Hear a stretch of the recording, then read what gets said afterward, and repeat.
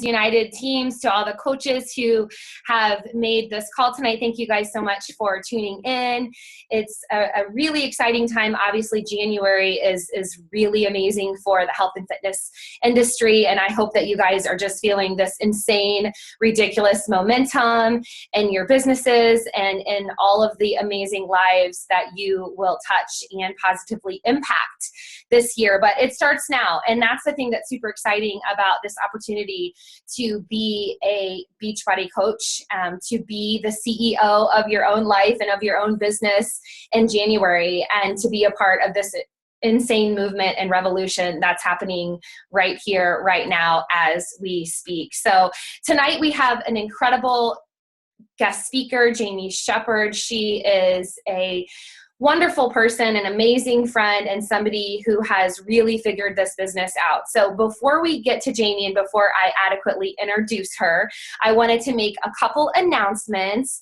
So obviously we've been blowing up the team pages with all sorts of amazing opportunities for us to reach out our hand in January. And the thing I think that is really catching the most buzz, and it really has given us the best opportunity to help as many people as possible get results and impact lives, is the All Access Beachbody On Demand Challenge Pack. And we're going to talk about this until the very last day of February. So you better just be prepared for it, because you guys, if you have not taken full advantage of this amazing opportunity, you really need to make that your call to action after tonight's call and really become one with that blessing, because we have to get out there and we have to be vigilant about sharing this. I mean, and I'm talking your previous customers, your current customers, your prospects, your coaches, your teams, your family. I mean, everybody that you have any contact or connection with needs to know about this. I mean, at least you've got to give them the opportunities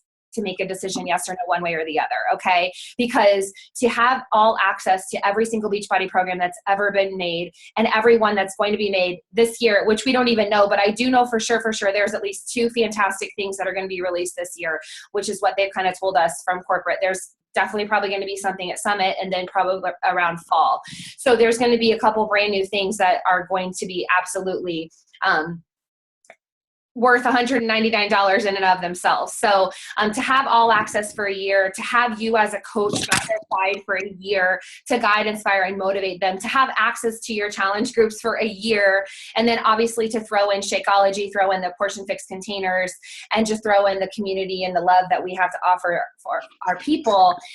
It's really like the best deal that's ever happened. I mean, it's like the best deal since sliced bread, you know? And I mean, from a coach perspective, from a business builder perspective, it really is advantageous, because you get $70 commission, 3 Success Club points. I mean, there's just, the list can go on and on and on and on. Okay. And so again, let's get out there. Let's share this blessing with others, and let's lead with that All Access Beachbody On Demand Challenge Pack, because it's a ridiculous opportunity for people. And that's only through the end of February. Okay. That's why it is such a massive deal, and things are definitely going to change come the end of February. As we move into March, this is not going to be available to the same degree that it is now. So get out there, make it happen, and share this with some serious intention.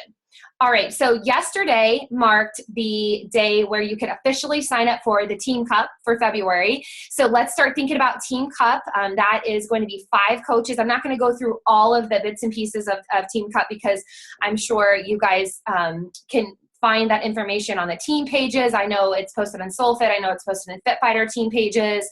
I'm certainly going to the Coach Online office and checking news and all the features and things that are there. There's all sorts of great information there. So you guys can be advocates for your learning when it comes to that, and go out there and seek and find that information. But Team Cup is happening. Registration is open. It will take place in February. There's some really cool prizes that I just was able to take a glance at. So those always are really fun to earn prizes for just doing our job. So I love how Erin said in FitFighter, she said, if you plan on helping 3 people in February, then you need to be on a Team Cup team. And 1 diamond, lifetime diamond at the max per team. So we want to get out there. We want to help our new coaches. This is a great opportunity for you to inspire, motivate, teach people how to do this amazing coaching thing. Okay. So reach out to your teams, reach out to your coaches, get on the team pages, and let's get some conversations going about Team Cup. And you definitely want to get your teams registered. Okay. So start thinking about team captain, start thinking about team name. Those are always really fun things to think about. But Melanie Mitro has an awesome video that she explains how to really crush the Team Cup, as well as Emily Rabidas. If you go to the news on the Coach Online office, if you go to like news and training, and you click on the right-hand side, the Team Cup, there's an amazing link there to Emily as she is sharing. And she's won the Team Cup as the team captain 3 different times. Okay. And she spoke on our team call last month, and she's absolutely incredible, but she gives like her tips, and, when you hear them, you're like, oh my gosh, like I could totally do that. And that's something I could start, implementing, incorporating now. And so just become a student of the Team Cup and really take it from people who have crushed it. And let's make Team Cup in February an amazing experience for all of us. I also wanted to announce January 26th at 9 p.m. There will be a team-wide What is Coaching webinar that will take place at 9 p.m. So we've been getting a lot of questions about when can we start, inviting people to a sneak peek. The answer is always now. You can always invite people to a coaching opportunity. You don't need permission from myself or Aaron or Megan or Courtney or anyone to start asking people to the coaching opportunity. But the one we have scheduled for this month in January is on the 26th at 9 p.m. And Aaron and I, we will nail down some details with that. But basically, from my understanding and memory of Aaron and I discussing it, it's going to be more like a webinar, like a Zoom call, like we're doing right now. And so it's going to really be able to convey the vibe, the energy, and love that we have on this team. Okay. So mark your calendars, 9 p.m. Eastern time on January 26th. Okie dokie. I think that about covers it. Aaron, if I've left anything out, you can unmute and just give any info that I might have not included. But February, we will have our 2 team calls, the 1st and 3rd Tuesday of the month. So that puts us at February 7th at 8:30, and then February 21st at 8:30 as well, both of those being Eastern Standard Time. I know that some of you have planned to attend the Sparta Nation training opportunity this Saturday. I just wanted to kind of put a plug out there. I know that there has been some information about that. If you guys are interested, if you're local here in Indy, there is a Sparta Nation training opportunity this Saturday from, I believe, 9 to 11.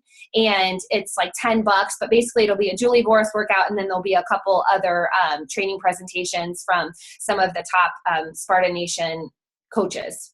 Okay, so that's something else to consider if you guys are available and able to attend that. Okie dokie. Alrighty, so let's go ahead and get this party started. I wanted to introduce my dear friend Jamie Sheppard to you guys.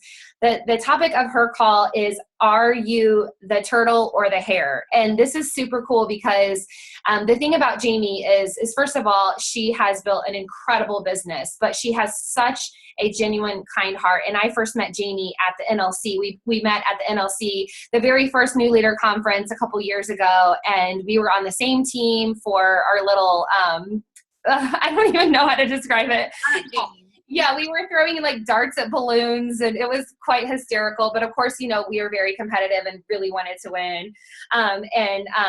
We had a blast getting to know each other, and we've just stayed in contact ever since. But the thing I love about Jamie is she's so resilient, she's so genuine, and so incredibly authentic. And I think those are so much more important than all the accolades, because the accolades are incredible too, but I think the integrity and who she is as a person, I think is the really, really exciting part about Jamie. I mean, she's engaged to the love of her life. She's a fur baby mama. She's a yogi, so she's very in touch with the whole like mind, body, and soul. We have a few yogis on our team as well. So I'm sure that they can relate to that. And as she said, she is a world traveler, and she has had the opportunity to travel everywhere. So if you follow Jamie Sheppard, which I highly, highly suggest, her travels are something to be noticed. She's a 3-time elite coach. She's 7-star in one business center, 3-star in another, and then diamond in another. So all on her own. She is beyond the 10-star, but she has built many different business centers in her journey. So she's highly skilled when it comes to that. But she's a Success Club legend, 40 months in a row, and top 100 coach for the last 3 years. So, but the thing that's super cool about Jamie is she's really built this all on her own, and by her own, well, her team has obviously been an incredible asset to her, and she's been able to duplicate herself, but she's really just has such a heart of gold. And so without me continuing to talk and talk and talk, I would like to turn the time over to Jamie Sheppard. So thank you so much for being here, Jamie. Such an honor to have you on the call tonight. Thank you for having me. That I'm like, so I think I'm blushing like 5 shades of pink. I don't know if I've ever had such a sweet introduction. So thank you. And I just love you. I love that we met at that silly game, and it's guaranteed if you get a bunch of Beachbody coaches around and you give them a prize to win. And what was it? It was like a spray painted gold Shanti bobblehead doll. Yes, like it was something. And we were like, we would have like cut people to win that freaking Shanti bobblehead doll. And it was all like Beachbody trivia, but it was so fun. And from a great experiences like that, we make the most amazing friends. And I have so many things to be grateful and thankful to Beachbody for, but the friendships, not to sound cheesy or cliche, because it's truly, truly, truly what is the biggest blessing, and maybe the most unexpected blessing from this business has been the friendships that it's given me and the people I've gotten to meet. So, and I'm so honored to get to speak to you guys. I was a school counselor for 12 years before Beachbody. So I know that you guys have this amazing team where a lot of you are educators, right? And I would love to, and I'm sure there's a mixed bag, because there's a mixed bag on my team too, but I would love to invite you, while I'm just kind of getting started here, to use the chat feature. And I may not have a chance to take a look at it for a minute, but I would love to know how long you've been coaching, and maybe one thing that you're feeling really awesome about in your business right now, and one thing that you're feeling like struggle bus city in your business. If you've got, hopefully you've got one of each. If not, just share what you want to share. But I'd love to know a little bit about you, just like real quick. Yeah, I won't be able to have a chance to read it too much, but and I'm feeling, I love speaking on team calls, and I don't normally get stage fright or nervous, but I'm speaking on something a little personal tonight, and it's a new topic. And it's funny, as much as I love the topic of failure, because it's been part of my journey and my growth in this business, it's really humbling. As I was sitting there today earlier, like making my outline of what I wanted to speak to, and it was kind of a mixed bag of like, oh, like this feels really like uncomfortable sharing, getting so personal, but at the same time, I had so many things I wanted to cram into. So I've tried to kind of boil it down, and it's definitely a topic because it has been such a fundamental part of my last 3.5 years, that I am excited to share on it. But to kind of back up the truck and to share with you, I started this business 3.5 years ago, a little bit more. I think it was September of 2013.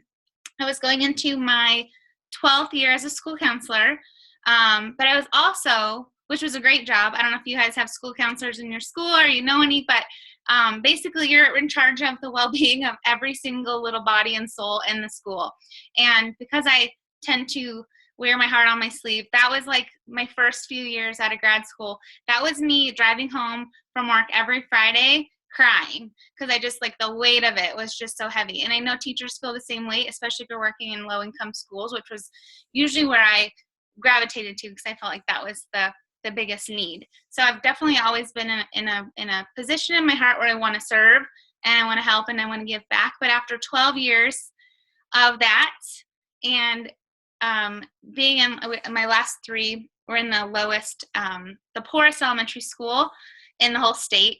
We are 100% free lunch, 99% Spanish speaking. We were dual language program, and it was so heavy. And so I also, because teaching doesn't necessarily pay the bills all that well, I was also waiting tables nights and weekends at a last call bar. So it was until 3 a.m. on Fridays and Saturday nights, midnight on the week. And I worked 3 to 4 nights a week.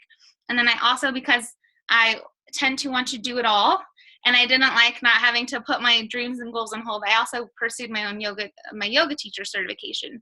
And so the year before I found Beachbody, or maybe it found me, I don't know, but I decided to just go for it and fit in this yoga teacher training, which is something I'd wanted to do forever. It had been on my like goal, I didn't know what vision boards were at the time, but it had been something I'd always said I wanted to do. And it was maybe one of the most dreadful experiences ever. And that was a big telling moment for me. I was finishing up that year. It was 1 weekend a month for a year. And something I'd been looking forward to so much, but because I had so little to give, I was running on empty so completely. I could find no joy in this thing that I'd saved for and I'd been waiting for. And every time that weekend rolled around, it was just one more thing on my plate. It was just one more thing to stress me out and take away sleep. And I was truly, truly sick and tired of feeling sick and tired come the end of that summer, when normally I'm starting a school year energized and refreshed and super ready for a fresh start. And I was starting at a new school. I thought that would kind of give me, it was a higher SES school. So I thought like, the stress and the emotional burden won't be there as much. But truly, I just needed something to change, because I was like, that definition of insanity, right, is like just doing the same thing over and over again and expecting something to be different, but I wasn't changing anything about it, and changing a new school wasn't going to solve it. So I saw my coach start posting on social media that summer about this new coaching thing. She was postpartum. We had waited tables together at that same restaurant, and she wasn't very fitnessy, but she was always like this bubbly, like a very magnetic personality person. And I was like, what is she doing? Like, I want to, like, I'm fitnessy, like what could, and I'm still waiting tables and I don't want to do that. I didn't really think at the time I wanted to leave school counseling. I just wanted to stop waiting tables. That was really what it was. I was in my early 30s and I was like, this is not what adulting was supposed to look like and feel like, and I shouldn't be playing Russian roulette every month of like what bill I can pay a little late. So she came over and we talked about this coaching thing. She shared, what caused me to reach out was that I saw a picture of her having what she called a networking dinner. They were at a restaurant I liked in Portland, Oregon, which was I was living at the time. And they're taking cute pictures and having girl time. And I was like, man, I don't even have time for girlfriends. And the ones I do are like in a different state, chapter of their life. They have kids and are married, and I wasn't, and so I decided to swallow my fear of this weird network marketing thing and the bias that, of course, we all had. I had threw every objection at her in the book. I don't like shakes. I go to my yoga studio. I like spinning. I don't think I want to do home fitness, but I'm really into fitness and I really believe in helping people, so I can totally like fake it, right? No. She's like, no, if you gotta, you really have to be authentic. And I definitely didn't. And she kind of broke down what it took to be successful in terms of being authentic and leading by example. And I didn't want to be a hypocrite. And I definitely wanted to not shortchange my own ability to be successful. So I jumped right in. But you guys, it was not like I did not fit into this Beachbody box. And in fact, I almost didn't sign up because I thought the name Beachbody was so incongruous with like my vision for what I wanted for women, for self-empowerment and self like image and confidence. I'm like, I don't know if a counselor should really like be promoting a beach body. And so I just had to spend some time realizing, and those first few months were a reflection of the process I had to go through, giving myself permission to be me in this business. I was pretending like I could cook and share recipes and had all this home fitness love. And that wasn't me at all. Like I burned toast. We were just, my fiance was teasing me about that last night. He's like, hey, she can burn toast even with a timer. And that's okay. But I had to learn that it's all right to just be me and share me. And so those first few months of me trying to be, because we're told from day one, success leaves clues, and this is a business of duplication. So I was looking to these amazing coaches who I love and respect, and they're my friends now, but I didn't understand that there was a step beyond that success leaves clues, and that you also have to make it reflect you, and you also have to be you.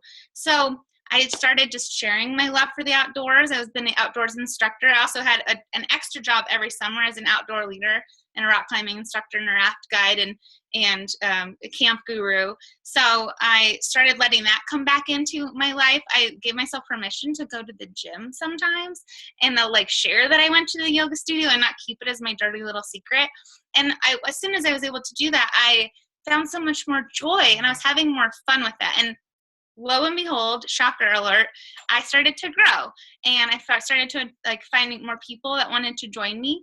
And it took a while for me to find that be proof the products work for the home fitness, because it wasn't until the 21-day fix, but my business started growing before then because I did the 21-day detox, the ultimate reset.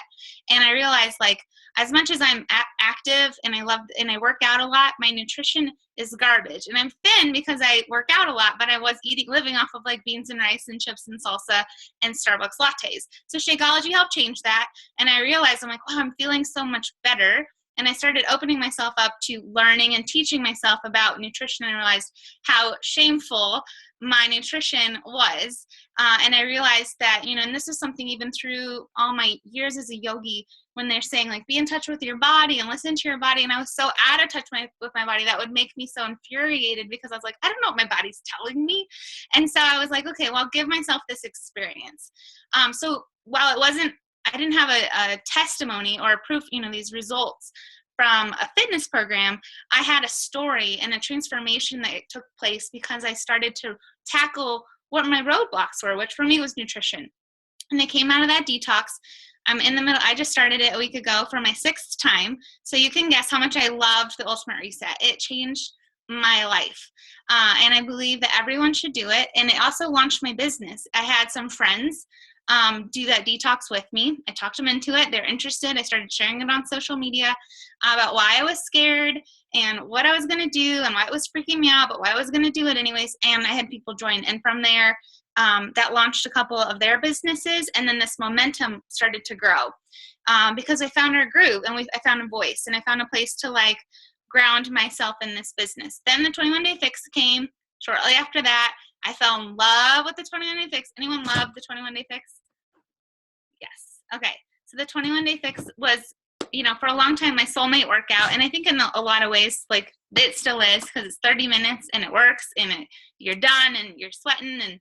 And it was just, it gave me that, it was like that gateway drug to not thinking that all home fitness was boring and monotonous. So you kind of have to just expose yourself to those opportunities to grow and get out of your comfort zone, and maybe shift your mindset a little bit too, which is always going to be what's going to stick, kind of stand in your way. Usually it's yourself. But over that course of time, so from that fall of 2013 through June of 2014, because of that, I just started really trying to figure out what was going, and momentum started building my business. I started talking about the business more because I was feeling a little bit more success and a little bit more joy around it, and a team grew. And around June of 2014, I'd matched my counseling salary, and I made the very scary decision. I wasn't totally ready, and in retrospect, I was not ready financially to rip off that Band-Aid, but I just said, you know what?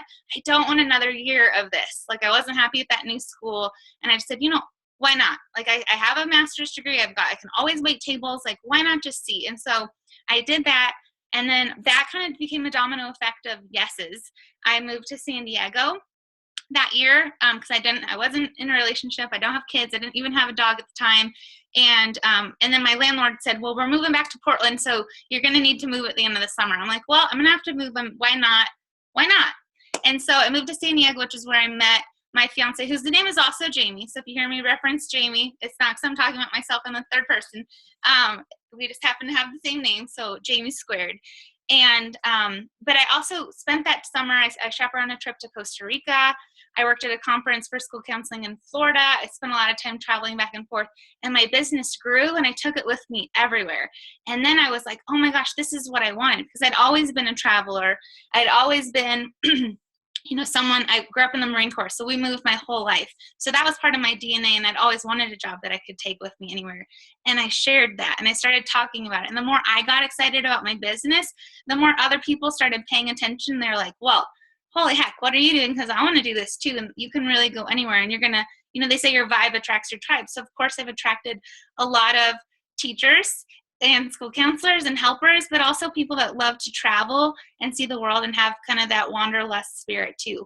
So that year, fast forward, because I really don't want to spend too much time talking about that, but that summer, Keyshawn called me, who was a corporate mentor for Beachbody. She was in this on the West Coast at the time, and she was like, I got this call from, this random number, and she's like, Jamie Sheppard, this is Keyshawn Graves. Do you know who I am? And I was like, I don't. She's like, well, I'm a corporate mentor for Beachbody, and I usually work with 2-star diamonds and above, but your name came up on our report this month with our elite report, and I realized that if Carl or Jeff, asked who's this Jamie Sheppard girl, I wouldn't know anything about it. So I wanted to get to know you and let you know that we see you.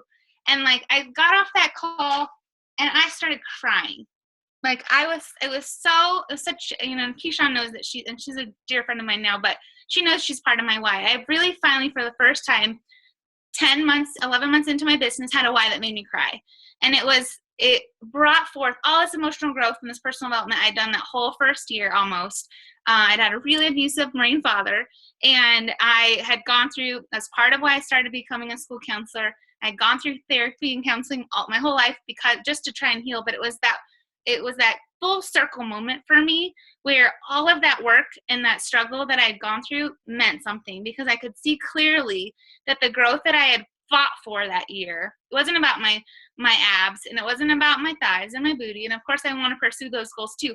It was about the person I had grown into and I was becoming, because I was working on something that I wasn't willing to quit on. It wasn't that I'd never been a quitter before, but I had chosen #NoQuitBone as my mantra for that first year, because I was going to give it a year, be here in 1 year, right?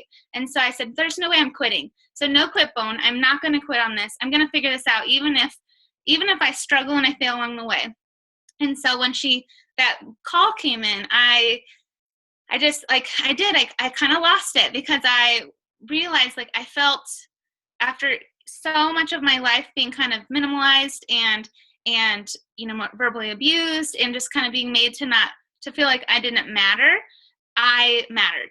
I was noticed. Something I was doing was was making a difference, to the point where I was impacting people's lives. And I had these women and some men. I had a lot of men on my team the first year. They didn't do much, unfortunately, but some of them are still around because we have a great team culture. But I had these women that were also evolving and growing into these, amazing, powerful, confident creatures too. And I knew that because I had said yes, I had started this drop in the bucket that become this big, what I call the tsunami effect, or the tidal wave effect, and it just keeps growing. And it was so exciting for me, because I'd been really frustrated for a long time that I didn't have that proverbial why that made me cry, and I thought there was something wrong with me, and I was really searching for that. But it was kind of like, so it's like that watch pot never boils. It's like, as soon as I took the pressure off of myself just to be in the mess and in the journey, then it kind of slapped me across the face. But I never stopped working for that either. And so that first year, because I worked hard on those vitals, I hit success. It took me a few months to figure out the Success Club thing. I didn't even know what it was the first couple months. But as soon as I started hitting Success Club, I set my goal higher every month, because I'm like, okay, if I did 5 last month, I can do 10 this month. If I did 10 last month, I'm going to try 12. And I really dug into that personal development. For me, initially, it was just those old national wake-up calls. It took me a few months to start listening to those, and then when I realized what a gold mine they were and how they fired me up and left me feeling so much more confident than the hour prior to pursue this business, I went through the archives and I listened to like 2 years worth of wake-up calls. It made my brain explode. It made my eyes bug out, because a lot of it wasn't ready to be applied, but it kept my tank full, and it kept my juices flowing, so that I was always throwing stuff at the wall to see what stuck. But I was really busy still too. It took a while for me to release that waitressing job.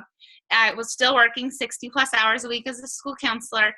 So I really used the systems that my upline provided. She was still pretty new too, but we had a great upline world. So I really plugged people into like the trainings that she would provide, and just tried to kind of focused on recruiting. So I realized that was kind of the name of the game, was to grow a strong team. And initially that is what attracted me, was that community. And I wanted to create that for us too. So that year that first full year, 2014, ended out awesome. Like, I met Jamie. I was loving San Diego. I went from, I went 2-star diamond, and then I dropped. So it was kind of my big first taste of like, oh my gosh, like I'm failing in some way. Even though I'd been failing along the way. I'd missed my diamond deadline that I'd given myself 4 times. So I'm not afraid of failure. But I always kept, but it was one of those first things where I realized it was out of my control. Someone else's rank. It was that first failure that was out of my control. And I went from a 2-star diamond to a diamond, and I started November as a diamond. And I had said all year, even though for most of the year I didn't know what it meant, I said all year I was going to be a 5-star diamond elite coach, because I saw those flowers with the stamp on it that said elite coach, and I thought they were so pretty, and it was such a big deal. I'm like, I don't know what that is, but it looks important, and I'm gonna earn it. I'm gonna do it. We're gonna do that as a team. And eventually throughout the year I figured out what it took to get there. And actually it didn't happen. I didn't start figuring that out till after Keyshawn called. But I started that November as a diamond, because both my 2-star dropped. I was just a diamond, and I met with Doug Moss, who was in town instead of Keyshawn, into San Diego, and he was also a corporate mentor, and he's like, so you want to be a 5-star diamond elite coach? He's like, you've got 3 weeks to do it. Where are you at? And we looked at him. He's like, ooh, this is gonna be tough. It's like, but I think you can do it. How hard are you willing to work? And one thing that I don't know that can be taught, but I've always been a very hard worker. Like, I've always had a very strong work ethic. And I was like, well, I have no quit bone. I'm just going to go until midnight on the night before Thanksgiving, and let's see what comes.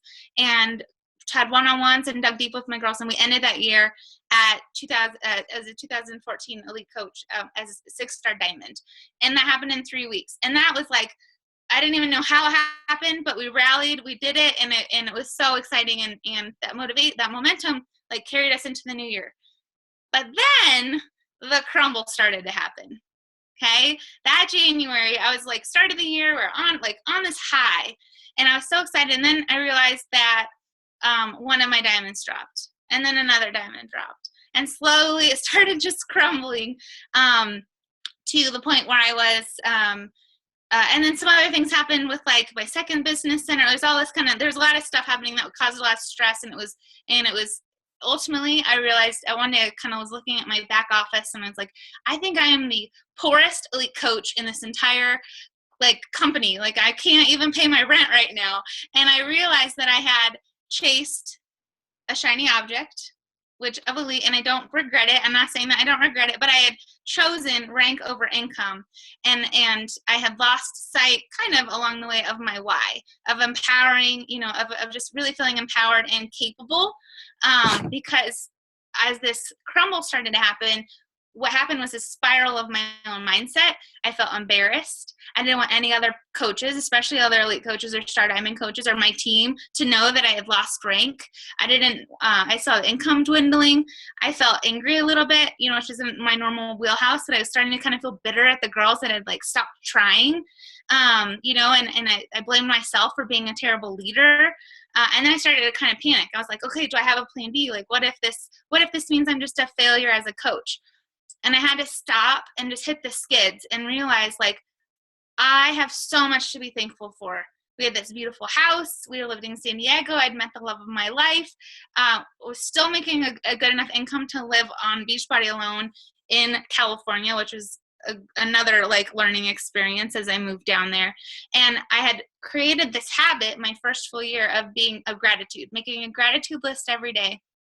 I read the 4 Agreements 3 times that year to really own my mindset, and the choices I make was really about me, and you can only control one thing in you. And so I stopped what I was doing, and I stopped circling that drain, and realized, like, because I had done those vital behaviors consistently that first year, I'd read enough personal development books to know that failure is a part of success. It is the only way to be successful. And I realized that was my lesson. Those lessons are there because there's something we need to learn. Those struggles are there because there's something we need to learn from that. And it gave me an opportunity to pump the brakes and stop and realize, are my activities aligned with my mission? Like with my mission, is pursuing elite?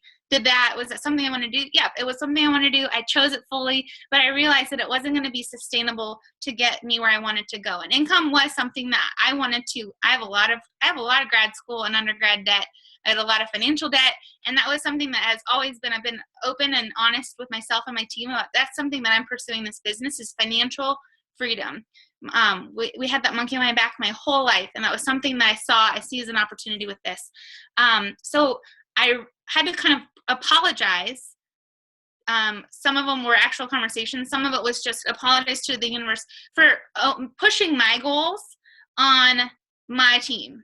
You know, that was the outcome of when I pushed so hard for something I wanted, that it kind of pushed people beyond their own natural momentum and their own natural pace. And it kind of tilted the scales, and that pendulum swung so far to one way, it swung, you know, it had to swing back the other way at some point. And they chose to do that, but I also, like, I really helped nudge them out of that comfort zone. And it was a learning experience to know that while it can be a means to an end to get a goal, is it worth then what ended up happening with them in terms of their unraveling and what it did to their own mindset, and were they really ready to be a diamond coach and to have a diamond organization and grow? So by doing that, I kind of paused and I just realized, like, this isn't me. I'm not a Debbie Downer. I'm not a negative person. I'm not going to sit here and have a pity party or quit. I'm going to just focus on gratitude and put up my big girl panties and get back to work and figure out what it is. And it was a great leadership learning lesson for me, because I realized, just like as a teacher, there's not one way we learn, right? We scaffold and we have different learning styles.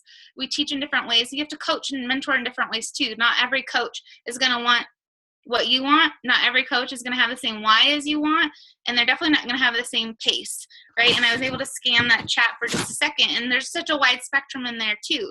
And so as a leader of a bigger team, or a team of any size, you have to really be able to go into the trenches where your people are at and link arms with them and match their pace. Okay. But you also can set your own pace and lead from the front, so that you are also showing what's possible and what can be done. So I never slowed my own role, but I also realized I don't need to be dragging people along and where they're getting skinned up knees and bumping their head along the way. So there's this one quote that has always meant a lot to me, but it says, "You were given this mountain to show others it can be moved." And that first quarter of 2014 was a low quarter, but it gave me that time to realize, like, while I do love recognition and I'll own that about myself, I also want to build smart. And it took the time to understand how to build this business smart, and how to start stacking business centers, and how to build for income. And it took, like, a lot of asking questions. It took a lot of picking the brain of coaches who'd been in this business for a long time, who were making the money that I could see were possible, but I was nowhere near making. It took a lot of scouring of YouTube and then just asking my upline Star Diamond leaders, like, what would you do with this business, with this organization as it stands, if my goal is now just to build for income? And it took the pressure, by me shifting my focus, it took that pressure to grow and rank and to match my pace off of my team too. And it gave them the breathing room to find the pace that they could sustain and to grow into their own belief and their own why. And it didn't mean I ignored them. It just meant that I stopped kind of waiting for them to show up so that I could be, we could reach the next level of success together. Does that make sense? Okay. So, and I think the biggest role of leadership is that leaders fail first, they fail often, and they fail forward. And I've owned that for a long time. And I've always been because I've understood that. And again, I didn't learn that I didn't know that prior to this business. It was something I learned from personal development. It was something I heard on every wake-up call. I heard in almost every book. And I would challenge you to find a personal development book that doesn't talk about in some way, whether it's anecdotal, it's a straight up lesson that failure is part of this process. And so, but then think of all the times that you've had a moment of failure, or you've been told no, or someone's canceled or dropped rank or not responded to a message, and you feel your flower just kind of shrivel up closed, right? Because it's natural and you're human, but it's also something you have to kind of choose to say, no, doesn't matter. I'm going to do this anyway, because you're grounded in that why. And that why is going to be like failure proof. It's going to be what gets you going every day, no matter what. And I had a why before I had a why that made me cry. So it wasn't that I didn't have one, but I didn't have that one that was like going to rock my soul. So always know, like, what are you working for? What is something that is going to motivate you to push through those lulls, these lulls. So that was kind of the bulk of that, but I did kind of want to boil down some of those top tips, because since that time, my team has found this amazing momentum, and they have rocketed forward, and I have continued to, and as I've owned that,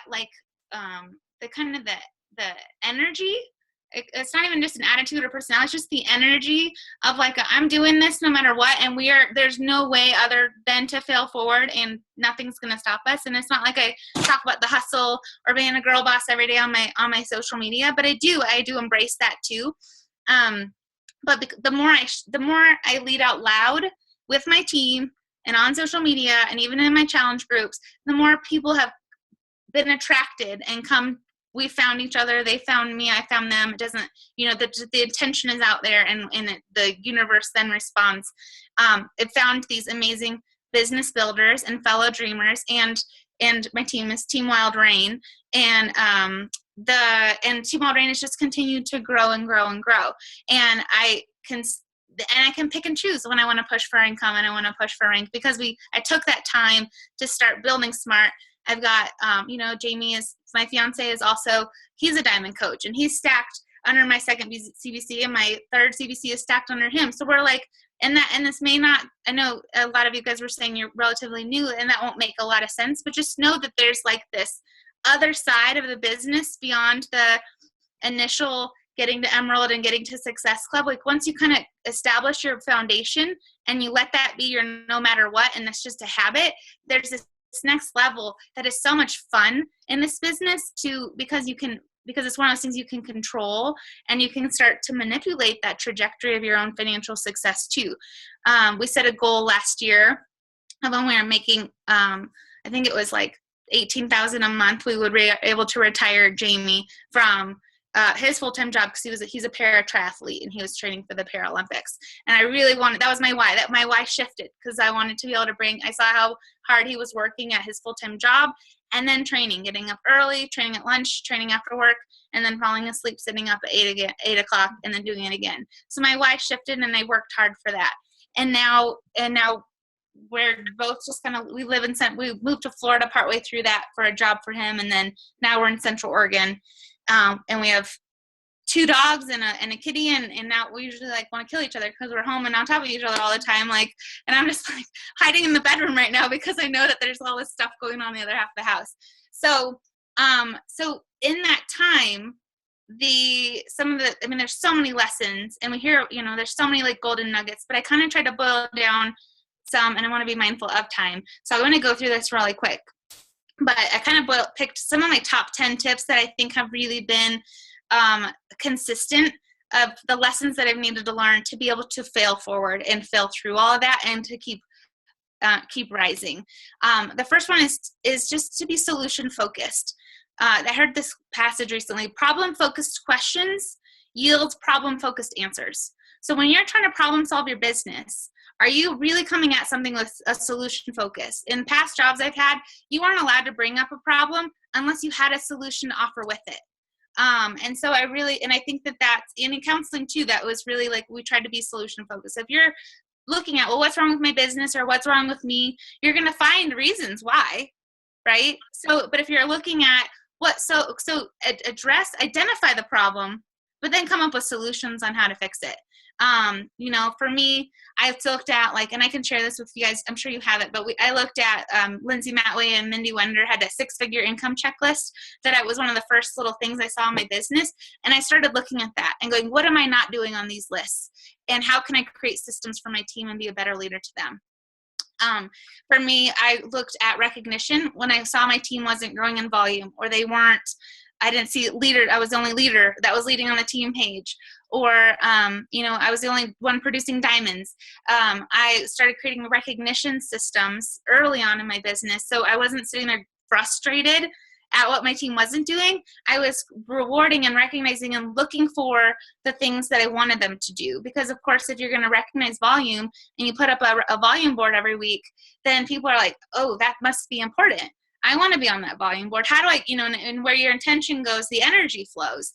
So I started one at a time creating recognition systems. Like the most recent one last year, I realized because I'm not a great model of programs start to finish. As much as I do all the programs, I do get bored. I didn't see a lot of my own coaches finishing programs and getting great results and entering the Beachbody Challenge. So I created the recognition of the Transformer Award on my team. And every month they submit their before and afters, and I do prizes, and we do a public recognition post, and they get a little Transformer charm, and we make a big deal out of it. So I always, instead of focusing on the problem, I would find a way to recognize and reinforce what I did want them to be doing, what they needed to be doing to be successful. I've heard this one for a long time, but the solution to almost every problem in this business is find more people. If you don't have people working, find more people. If your coaches go MIA, find more people. If your challenge groups stink, find more people. And it's, if your social media, if your social media, nobody's commenting, go find more friends to get on your social media, or go find people to comment on theirs. And I know that doesn't mean to devalue and ignore the people that are already in your world. But it means to don't put all your eggs in their basket and put all of the pressure on them for your own success. They're either going to do this or not, and they need to be able to decide to do this or not for their own reasons, not for you. So if you keep your eyes forward and your train's going, it's out of the station, people can hop on or not, but you got to do what you're going to do for you and not wait for someone else to show up. And a lot of times when you get these new folks in the challenge groups rocking it, or on your team page rocking it, and they're doing what the other person said can't be done because of X, Y, and Z excuses, they're like, oh, wait, maybe my excuses are invalid, and it doesn't take you saying that. They're going to see it from other people, rising past, and there's a little bit of that natural, like, oh, she's new and she's already doing this and I didn't. So it also gives yourself that permission to have fun in that phase one, staying in that fun new coach energy too, because everyone's going to have those ups and downs. And so the more you can keep your tank full, the better. Number 3 is know why you coach. Not your why. It's not your why, but why do you coach? Why do you love coaching? I tell my team to make a list of 20 things they love about this business early on. And it doesn't have to be the income, because often the income's not there in the first month. But I guarantee if you sat down and you made a list of 20 things that this business has done for you, whether it's your team, the community, the accountability, the programs, the Shakeology, the support, there's the list. Your list has to be authentic for you. And if you're sharing those things religiously and consistently on your social media, you're going to paint a picture that's clear as day for people of why you love this business. And then they're going to be excited too. But if you're not excited and you don't show personally and on social media that you're excited about this business, then no one's going to be excited to join you. So you have to really be, and not just do it once. Go through that list, make a calendar, so that you calendar yourself out. Say, this day I'm going to do this, and do it every day. It doesn't need to be the focus of your post, but find a way to weave it in and showcase the different things that your life and world is getting better because of this coaching business of yours or your team. I very rarely give credit to Beachbody. Sometimes I do. I kind of really encapsulate the team and my business because I'm establishing myself as a leader. And these conversations, it's not just on social media, you guys. It has to be with people in your life, and it has to be in those private conversations too. Wear and share proudly. Like if they say, well, what are you doing? What do you do? Say, I'm an online health and fitness coach, and I love it. If you say it with a smile, it's not, if you are thankful that this business came into your life, then give that gift forward. Don't hold someone else's future captive in your mouth. Be open to sharing that. Number 4 is if it's broken, fix it. And this was the biggest thing for me. There are a lot of things that I inherited in terms of systems because I inherited systems from my upline world, and they weren't things that fit my personality. And I tried to make them work. Case in point for me was Coach Basics. Coach Basics groups didn't work for me. They work for a lot of people. They probably work for a lot of you. It didn't work for me. So I released it. I moved my coach training to a self-paced email thing. They sign up and they would get an email a day. Took the same curriculum. I just moved it. And then I started working with folks in small groups and little cohorts. And I would just work with them in these small little groups, 1 month at a time. I started a new one every month. And I had to then own my own recruiting to make sure I had people to put in those groups every month. But if it was broken, if it wasn't working for me, instead of just being frustrated and trying to make it work, I didn't fix it. Find a way to, if a CEO of Steve Jobs or, I can't think of any other CEOs now that I said that, but if you're a true CEO or Carl Deichler, if something's broken, he's not looking who are they going to look to fix the things for them, right? They have to fix it themselves.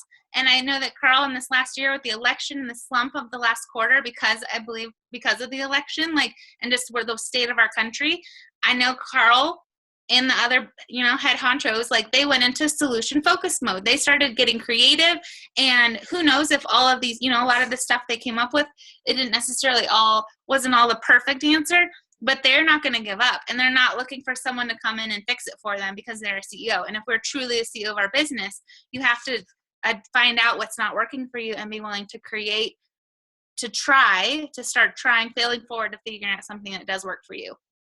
5 is control the controllable, and that's the short answer. That's you. It kind of goes back to the last one. You can't control anyone else. You can lead by example, and you can control your vitals. You can control your mindset. You can control what you do to show up every day with positivity.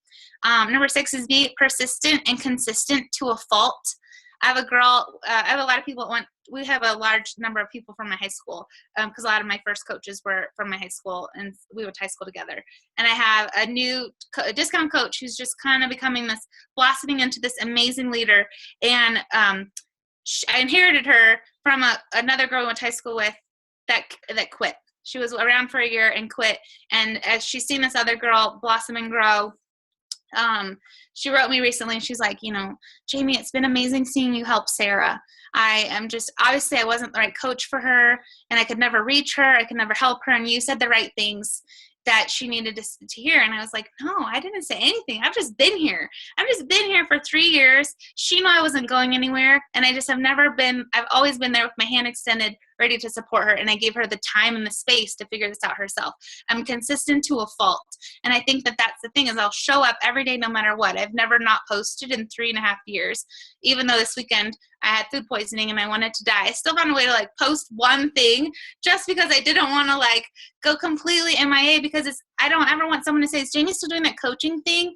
Or in that moment when they're in the closet and they're struggling buttoning their pants and oh my gosh, this has got to stop.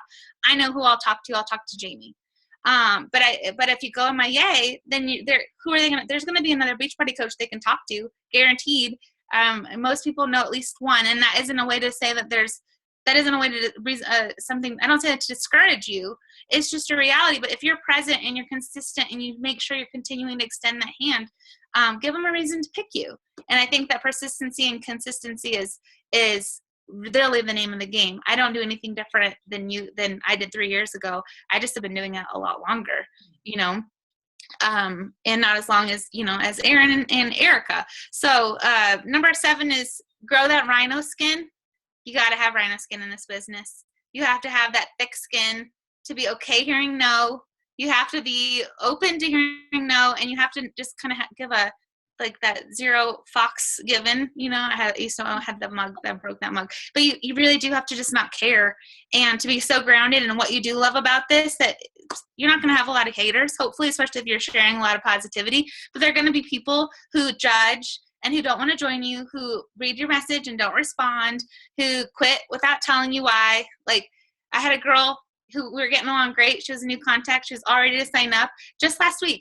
And I tried to figure out, I looked at the mobile enroller. She had opened her link, and I wanted to check in. It'd been a couple of days.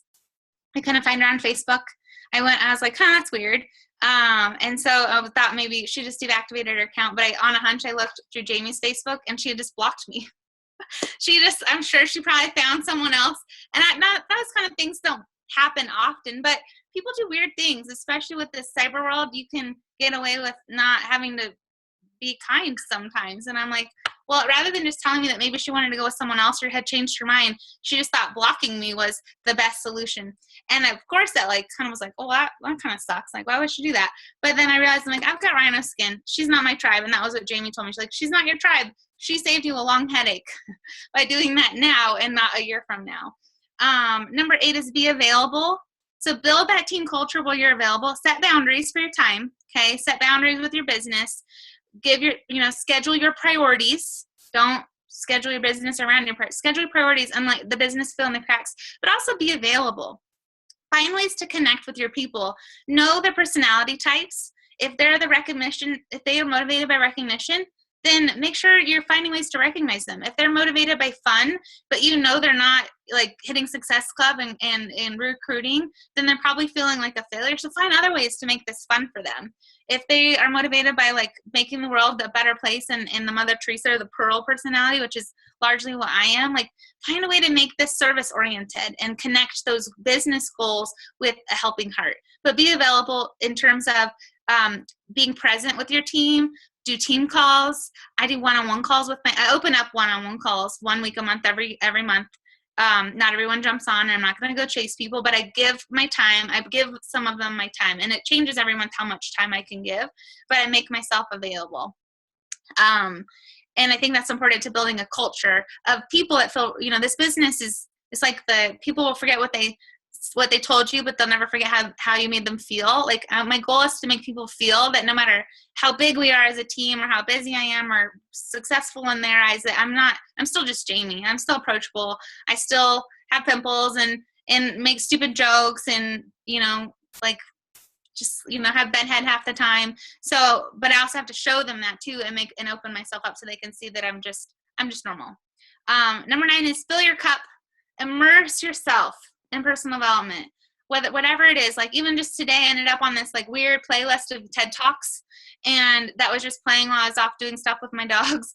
And it was just like, I found like all these fun nuggets, and just immerse yourself in personal development, Beachbody development, and professional and personal, but also just anything that's going to keep you feeling good. I went to the GoPro network marketing event. I'm going to the most powerful women in network marketing event in Las Vegas in March. Like we did Tony Robbins. Like fill your cup and keep yourself in a positive place because you can't pour from an empty cup. So you got to really, and if you are a teacher, if you recognize this book, I dug this out of my box the other day. Have you filled a bucket today? You have kids, you have to get this book. It is like this. Does someone know this book? Megan's shaking her head, yes. But I used to read that book to every class every year. But it's true. You have to, but also keep your own bucket full, keep your cup full. And that has to be an intentional choice every day. And a lot of times that means unplugging. That means listening to music, playing with your dog, walking in nature, going to a yoga class, taking a nap, watching a movie. You decide what's going to fill your cup, but you also have to have balance. And then I already said this one, but the last one is just be grateful every day. There's so much positivity in the world and there's so much good. And of course there's going to be things that are frustrating and there's going to be struggles and there's going to be months and weeks and maybe even quarters that suck more than others, but there's always going to be another side, another perspective of that. And you have to choose to be grateful in that and to be big picture. I'm going to be here a year from now so that you can just let that gratitude wash you over. And if you believe in manifestation or the law of attraction, the more you focus on that gratitude, the more you're going to bring more of that good stuff to you. So if you're focusing on the stuff that's going wrong, you're just going to, and I've seen it and I believe it, you're going to attract more of the bad stuff and the stuff that's going wrong. But if you just let those thoughts, I start and end my day, I try to be thankful to start and end it every day. And the more I do that and share my vision board and cast that vision of what I'm going to do, that keeps me grounded in that. No matter what, I'm going to do this no matter what, because I know where I'm heading and I'm not going to focus on the stuff that's going to try and distract me and weigh me down or make me feel negative, because that can cloud my judgment too. I've just got the blinders on and I've got that where we're headed. So those are just kind of some of my top 10 tips. I hope that helps. I know we're at an hour. I don't know if we usually do my team calls for an hour. So I'm happy to answer questions but that momentum has grown and those are the reasons why. And I'm just going to encourage you just to protect that momentum. And if you feel like you want to go MIA and take a break from your business or take a step back, you're going to start all over again and you're going to burn some trust along the way from all those people because they're trusting you with their health and fitness, right? That's a big thing. And if you take a step back, you go MIA, they're going to be like, well, who's to say that she's not going to do that again? Right. And so, and that's something I think as a company, as a network, we got to protect that for one another too. Because that could be what gives Beachbody a better name, or it can tarnish our reputation too for folks that don't take this, linking arms with these people on this path seriously. So find that pace you can sustain for the long haul that doesn't make your pendulum tip, and it's okay to say no, and it's okay to set those boundaries for yourself too, so that you can be here a year from now or 3 years from now or whatever. So anyway, I'm happy to chat with any questions or if you've got anything else, but thank you for listening. And I hope that was helpful. Oh my gosh. I'm just like dying over here taking all these notes. I mean, first of all, Jamie, thank you so much for being so vulnerable, because it's not easy being vulnerable, but your story has shaped you into just an incredible leader. And I'm just so grateful for you and the message that we just received from you. I mean, I'm like, okay, now Jamie's really showing why I'm just like in love with her right here, because like everything you say, I'm like writing it down. So that was incredible. So thank you so much for that.